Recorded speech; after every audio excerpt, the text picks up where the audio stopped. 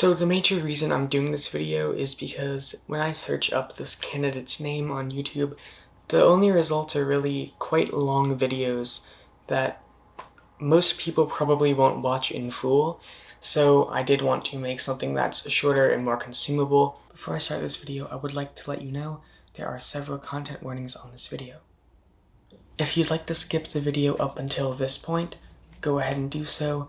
Most of the content warnings will be gone by then, except for the theocratic fascism talking points, but there won't be any direct homophobia. Additionally, whenever I use a source, a little number will pop up in the bottom right hand corner showing you which source it was so that you can find it in the description next to that number. Now, without delaying the inevitable any farther, let's begin. This video is about Michael Anthony Peroutka, American, lawyer, Republican, business owner, Confederate homophobe theocrat, but most importantly, a self-described good Christian. This absolute specimen of a man is running against gay atheist, cultural Marxist, Democrat Anthony Brown for the Maryland Attorney General position in the 2022 midterm election. But buzzwords like homophobe and Confederate don't really show how amazing this man is in all of his glory. For that, we'll have to dive a little bit deeper. As you all should know, our very own Michael Peroutka is a true Southern boy, helping his dad on the farm, picking up possibly blood-related Anglo-Saxon horse girls at the local convenience store. But he's even better than that, because he's also a former member of the League of the South, a group that has been classified as a hate group by the Southern Poverty Law Center, which is always a good sign. The following is a video of Michael Dixie Peroutka at one League of the South meeting in 2012. I ask you to stand for the national anthem, please. Wish I was in the land of cotton, old times there, but not forgotten the way. Yeah, yikes. Here is the League of the South's endorsement letter for Peroutka during his 2004 presidential campaign. Here is a Confederate flag over Capitol Hill, among other things. This hints at some of his other views, specifically about the separation of church and state, but we'll get to that in a bit. And just for good measure, here is one of Peroutka's blog posts from 2007. Now, I already know you cannot wait any longer to go out and vote for our man Peroutka, but did I mention that he's also a straight-up theocrat? Here is an article he wrote for the website newswithviews.com. Somewhat more telling, in the interview with the Maryland State Bar Association, Peroutka essentially implies that he should be the arbiter of the law and the interpreter of God's law as seen in the Bible. Is the Court of Appeals above the Constitution, or is the Constitution above the Court of Appeals? Can I ask you a question? I'm yeah, so sorry. No, I have to that's interrupt. fine. Because this is the second time we've gotten into this kind of conversation. Your view of what the Constitution is may be very different than mine or anybody else in this room, and it's not absolute, right? We have legislatures and courts that decide these things in a matter of law, and you've said a number of times today, well, I don't agree with that, it's immoral, or I don't agree with it, I think it's unconstitutional, even though your court said otherwise. An attorney general is not an autocrat. How is it that you marry those things? Like, your role is to follow the law. Or is the court decision supreme over the Constitution? But how do you decide what which the takes precedence? how do you Who's the decide? arbiter? Right. Who's the How do you arbiter? decide?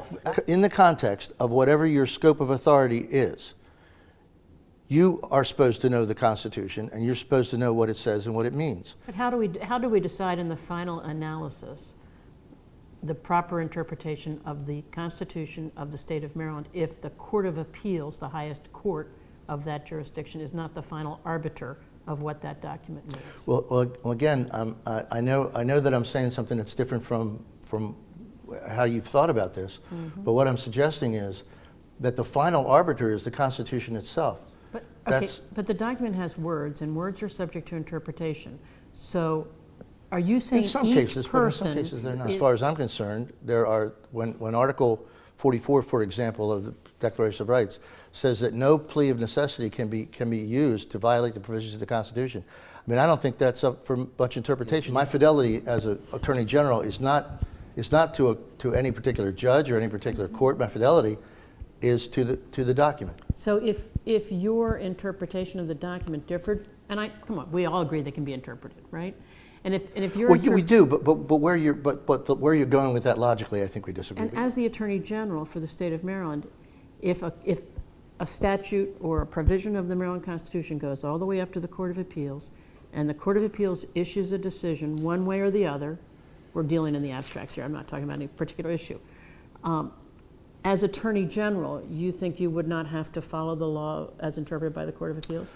I would always follow the law. If you think that the law changes and what the Court of Appeals says today or Court of Appeals says tomorrow, if that's what law is, then what you're doing is you're taking that individual that you're objecting to, that individual interpretation, and you're just giving it to a judge or to a group of judges. Isn't that what we do in the law? We do it with respect to cases and controversies. In other words, cases and controversies come before the court, and the judge has the authority in the case with the controversy. But what he says doesn't make law. That's actually, right. I mean, that's actually not true, right? I mean, like they make law all the time from the bench, right? The statute has the law as it's passed by the General Assembly, and courts fill in from their decision making, right? It's case law, so that's actually not accurate. I don't think that's the way it's supposed to work. I think de facto it might be working that way. Case law in the way you're describing it really comes in around the 1880s in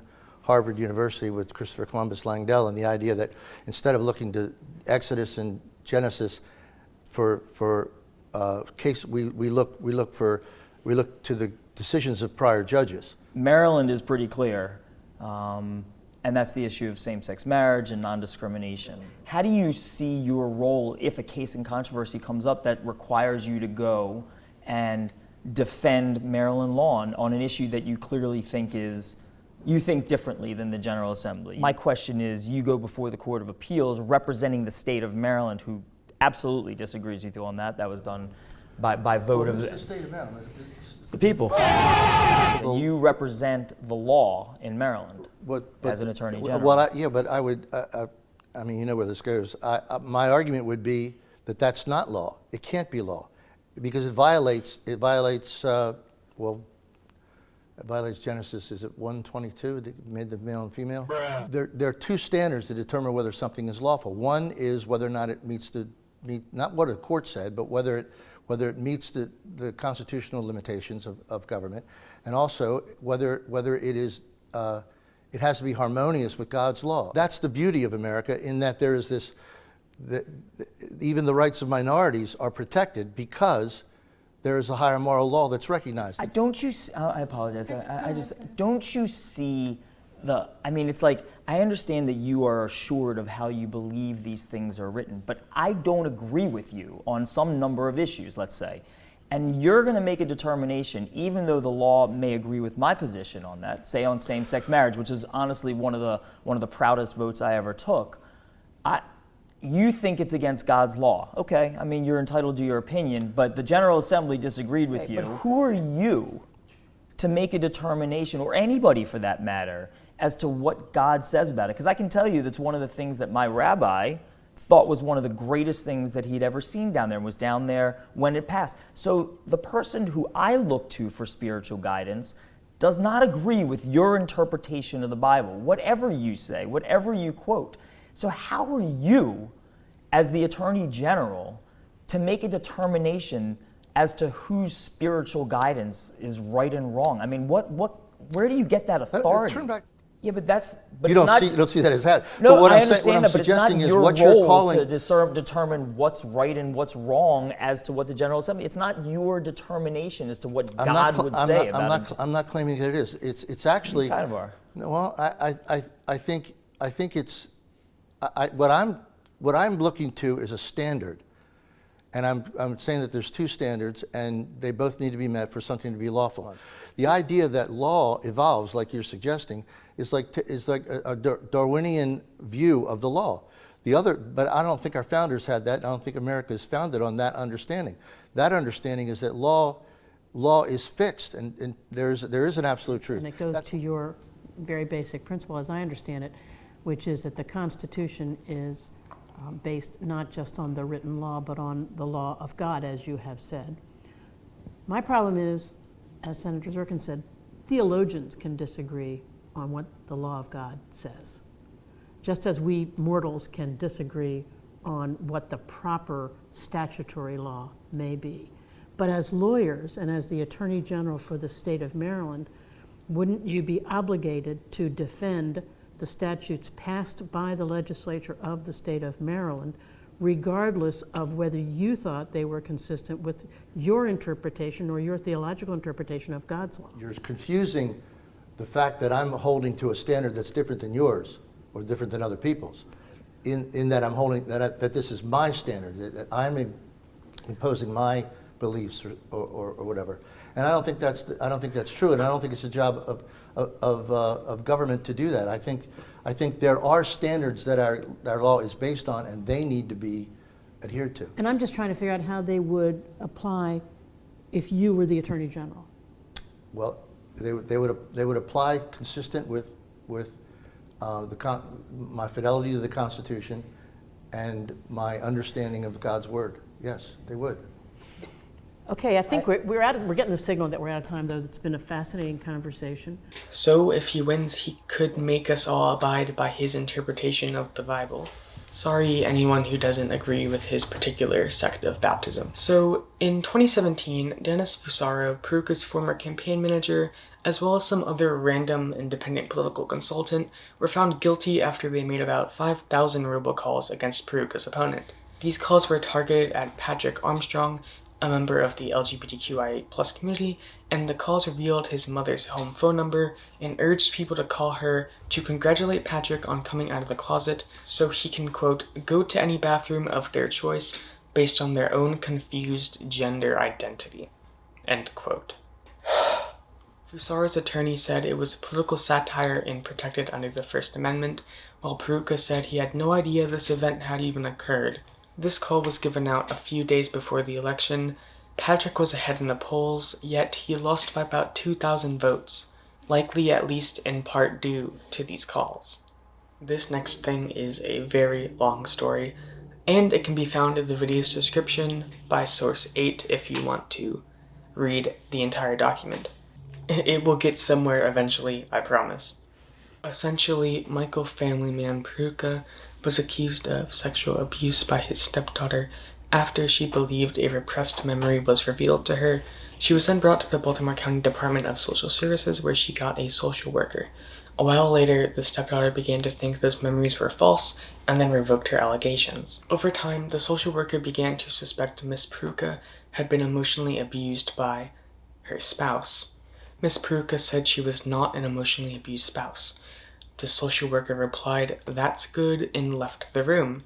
The Peroutkas made a complaint that the social worker's suspicion of Miss Peroutka's emotional abuse both defamed Mr. Peroutka by inferring that he was an abuser, could have been referring to Miss Peroutka's late husband, not Mr. Peroutka, and also defamed Miss Peroutka by claiming she had been abused, because as we all know, being abused is of course a moral failing. The court decided that the social worker's claims were indeed not defamatory.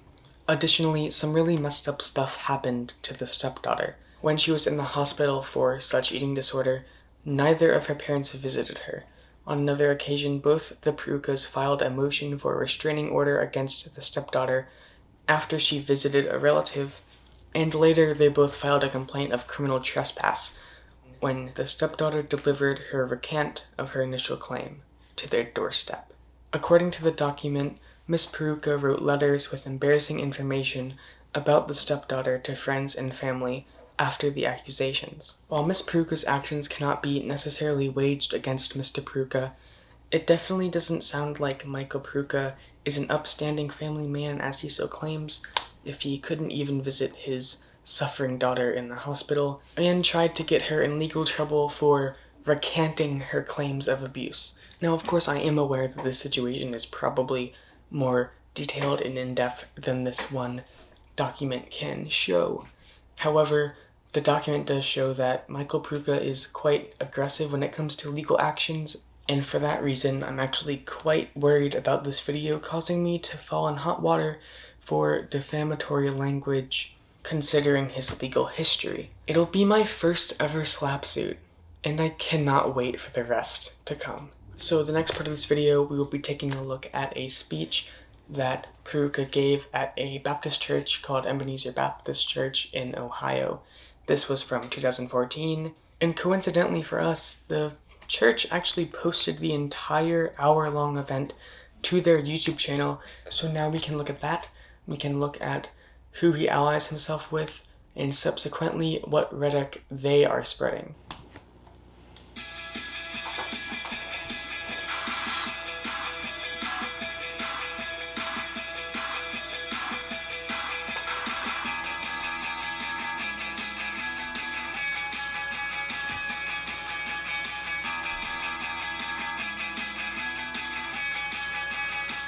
But did you notice a significant drop in what we owed on our mortgage? You notice that it went down to 35. This just feels bizarre. Would you give Jake McCauley from the Institute of the Constitution a hand of welcome? Thank you, Jake. Our host last night, Mr. Harold, he was driving us to the church, and we kept going through these back roads, and I thought, is he abducting us? Yeah, it's a good joke. A young person, a counterculture kid, I got in a lot of trouble in high school. God is so faithful, and he is the only thing that is faithful on this earth. People will let you down continuously. But I just consider back there how this little scrub of a kid at 17, God was faithful to pull me out of that garbage. So let's get this straight. He just called counterculture garbage, and as we will see later, he refers to, quote, homosexuals and, quote, Muslims as part of counterculture. So let's have that established. Our ministry came across Michael Anthony Peroutka, who was running for president in 2004. How many of you voted for him? All right, well, you are forgiven. There is... Stop.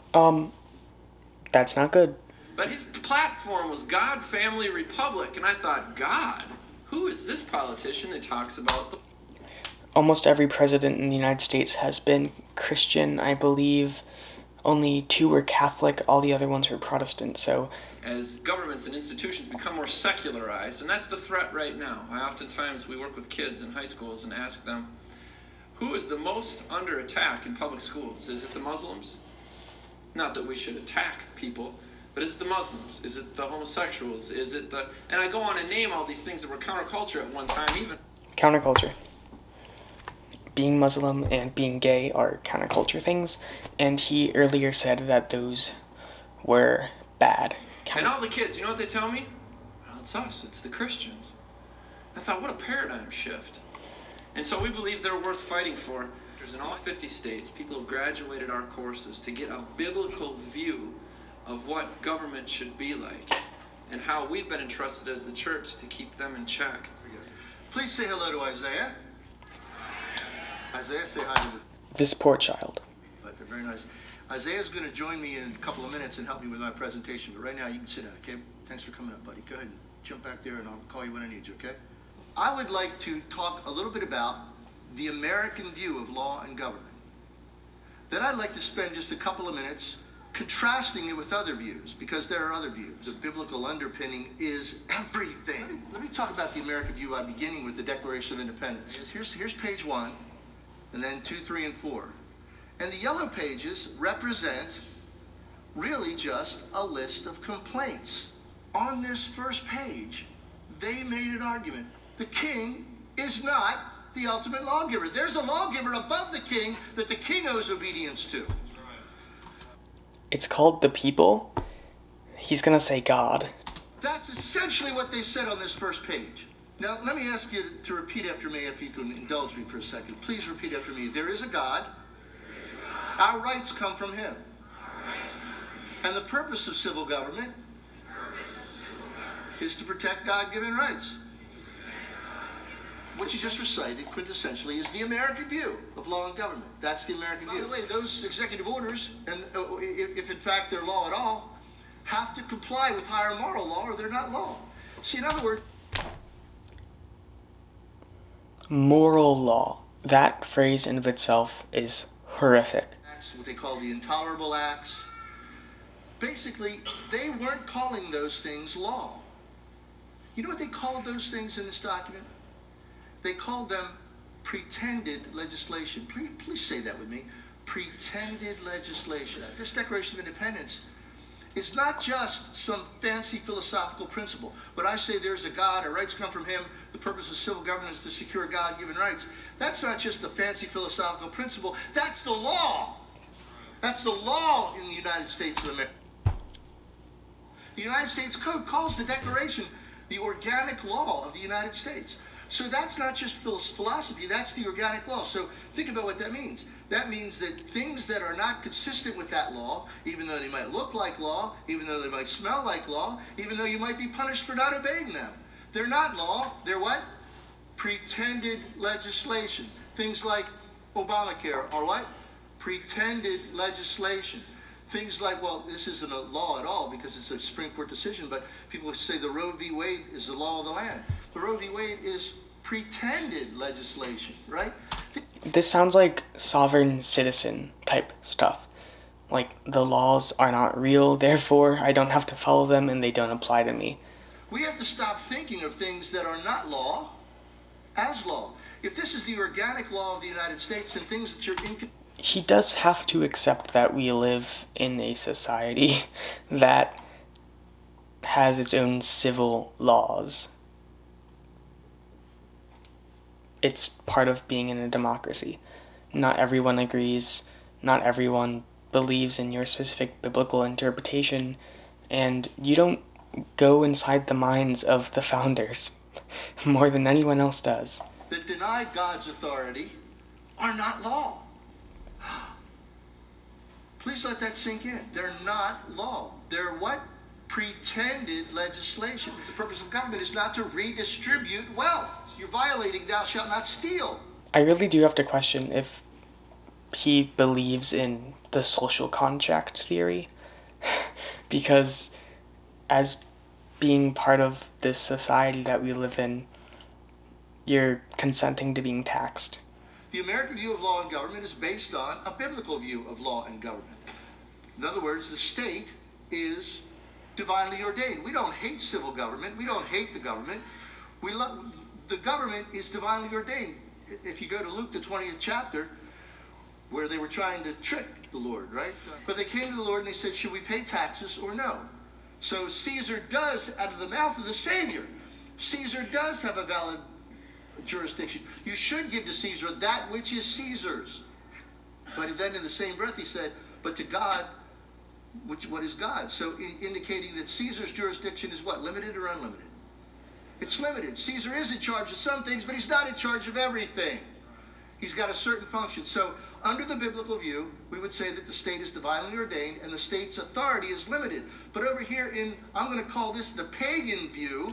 Oh my God. The pagan view, not because you could call it a socialist view, you could call it a Marxist view, you could call Not all pagans are Marxists. Not all Marxists are pagans. Pagan and socialist are not interchangeable terms. Call it a secular humanist view. I wrap them all together because they're not biblical and I just call them pagan, okay, for my purposes. It's A or not A, right? It's God's way or not God's way, right? Something else, Satan's way. So, but in this pagan view, remember over there we said the state's divinely ordained and its authority is limited. But over here we say the state is God, the state is divine. The state is God walking on earth. And if the state is God, then its authority is what? I just want to point something out. Down here it says based on evolution. And that says based on creation.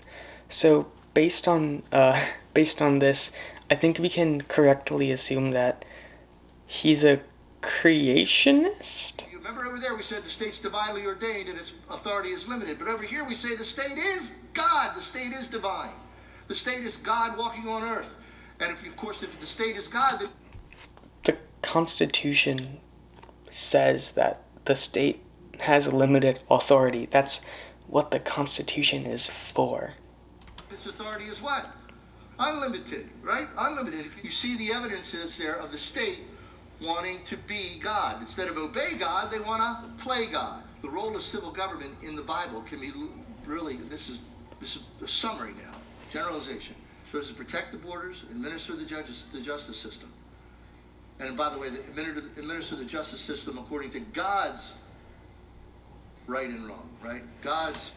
So the problem with that is that everyone interprets the Bible differently, and this man, when he, or hopefully if he never becomes AG, but if he did, what he's been saying is that his interpretation of God's law will become the law, as we saw in the State Bar Association interview. To a Republican form of government, and by Republic I mean Republican principles. I'm not talking about the Republican Party.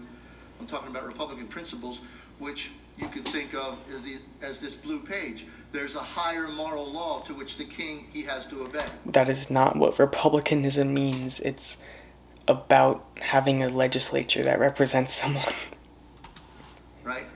Right, so that's a republic. But over here, this begins as a democracy, which results, it actually ends up in a mobocracy, right? What do you have to presuppose? You say all men are created equal. You're presupposing there's a creation and a creator, aren't you?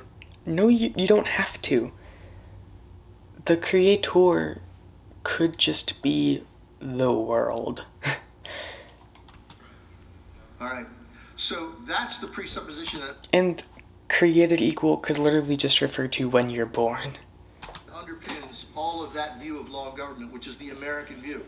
But over here, what underpins this is the idea that your great-great-granddaddy was some slimy glob of primordial ooze in a pond somewhere.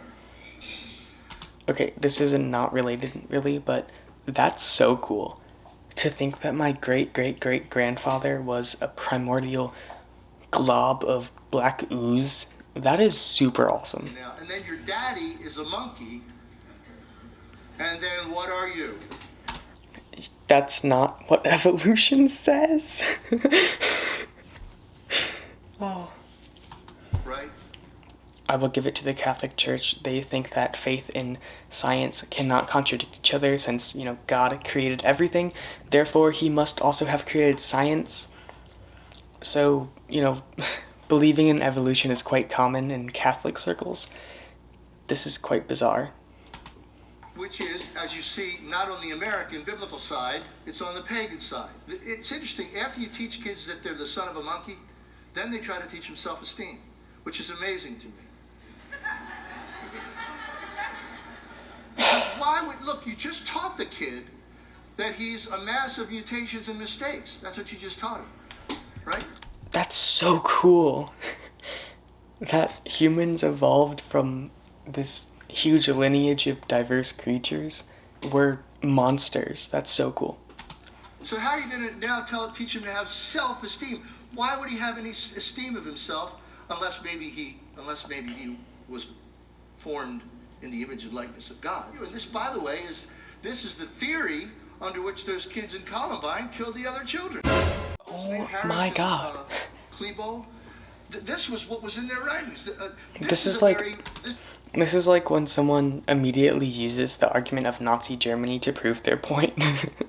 This is a very racial, by the way, point of view, because that has nothing to do with what we're talking about here, Mr. Peroutka. if you believe in evolution, you believe that some races have evolved more than others. That's what Hitler No. believed, right? Oh, there we go, Nazi Germany. He's a great debater. And particularly, we teach this in Institute on the Constitution. What I'm giving you here, Denise will tell you, is part of Lecture 1, basically, of the 12-lecture course, because we need to understand. Oh, by the way, I do believe that is actually something you pay for. Institute on the Constitution, 12-part lecture. Study, view courses. He's also actually in this talk at the church is promoting his web store pretty much, where he sells ridiculously overpriced physical DVDs, which is crazy. Somehow I think he'd also find a way to sell a digital course for the same price. That is telling. I did not even see that. Do you see what that says? That says the threat of Islam. Right there. This one also has it. Look at that. This one's only $13, and it's for students. The greatest lie ever perpetrated on the American people, and we are victims of it, and I find myself being victims of it from time to time. We have to fight against it, is the lie of separation of church and state. So And here it is. God's authority. God has given authority to the church to administer the sacraments, to preach the prophetic word of God. He's given authority to the civil government to, as we said earlier, to defend the borders and administer the justice system. He's given authority to the family to do most everything. So this is where I get confused, because he says the purpose of civil government is to secure borders and administer the justice system. But earlier he said that the government is supposed to protect our God-given rights. So what is it? The family is supposed to take care of the health and education and welfare of its members, train them up in the fear and admonition of the Lord. So education is over there. It's not over there. It's over there, right? And behind me, let's consider this to be self-government.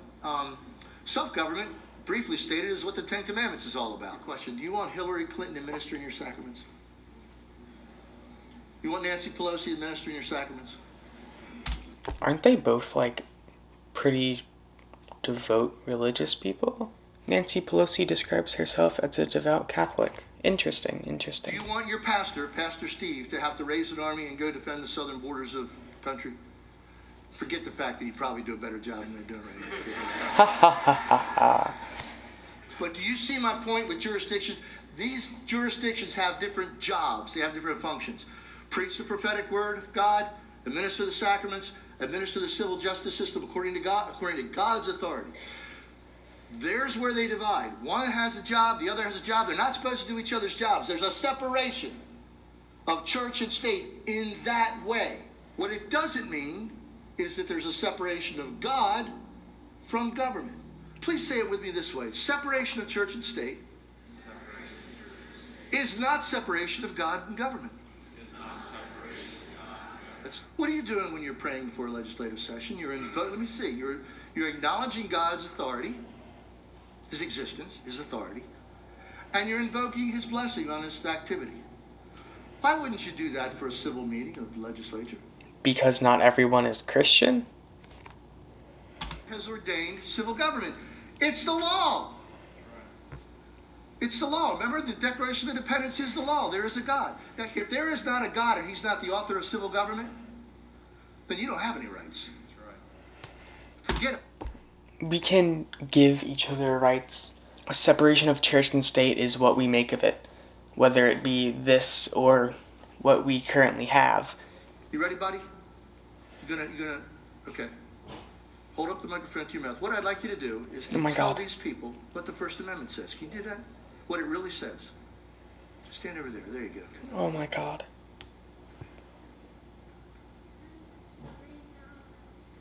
Oh, Isaiah, start over, my friend. I'm sorry, we messed up. We got technical issues here. This is like kind of disturbing. Congress shall make no law respecting an establishment of religion, prohibiting its free exercise thereof, or abridging the freedom of speech or the press, or the right of the people to peaceably assemble, petition the government for redress grievances. Way to go. Maybe nobody ever said to you, maybe you should run for office. Maybe you should run for office. Well, Michael Peroutka is saying it to you today. But get yourself equipped. And one way to become equipped to do that is to take Institute on the Constitution. Whether you run for office or you vote, you need to understand what God's Word says about law and government, what the Constitution says about law and government, and you need to put those things into play in the civil body politic. He's selling people DVDs right now. If he really cared that much, I feel like he'd just give it to them for free. Well, thank you again. Now, we're going to give away some free stuff. How many people like free stuff? We have that on DVD. It's $12. It's on the back table there. If you'd like to purchase this to watch again and then to share. I went where they told me that I couldn't do it, and I started presenting separation of church and state in public schools. Whew, it made people sweat. It was awesome. We had one school where a teacher tried to stop an assembly, tried to stop one of the speakers from speaking. The students all whipped out these things called smartphones. Anybody got one? They started videotaping this teacher.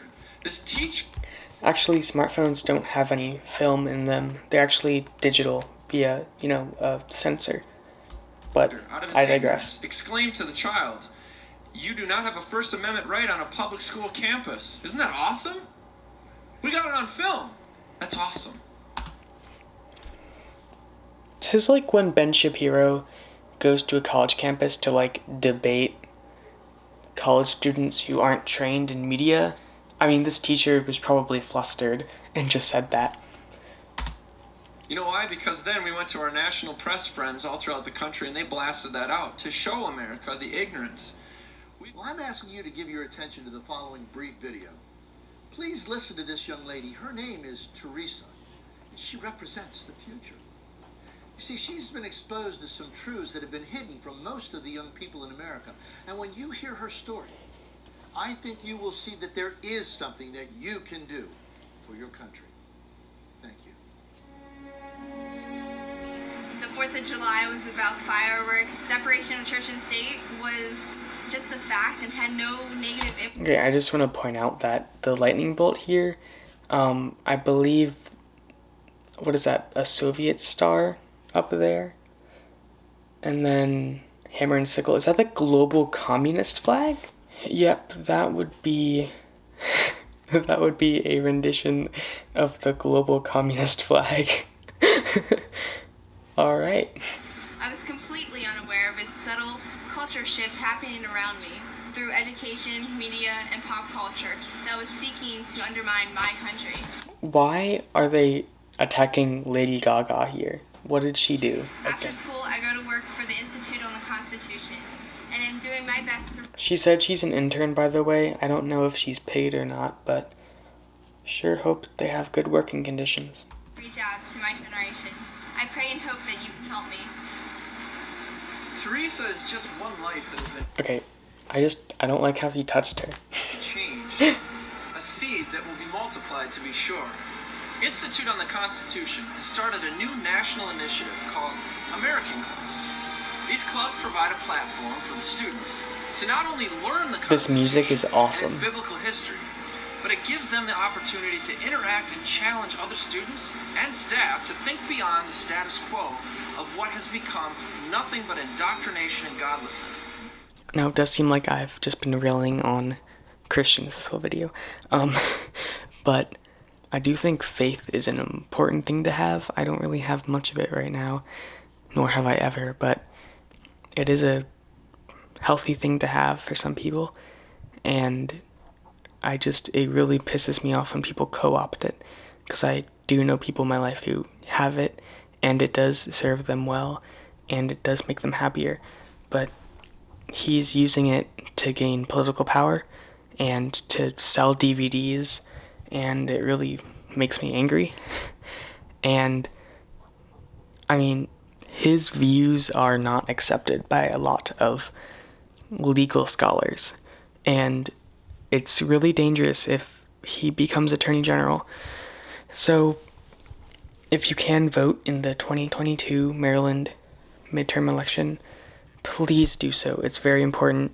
I do think the governor is important, but I also think that Attorney General in this particular instance might be even more important, because Michael Peroutka is a theocratic fascist.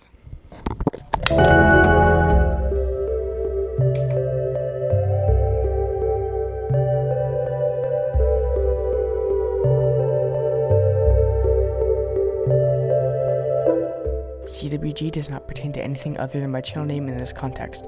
CWG does not relate to any other acronym and should not be inferred as relating to any other acronym.